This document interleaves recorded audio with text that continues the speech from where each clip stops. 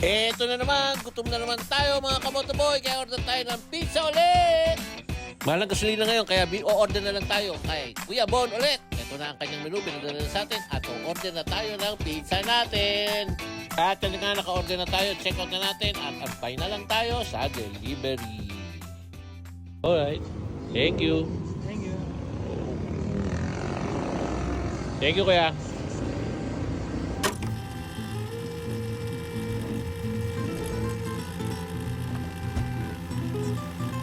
Pizza time!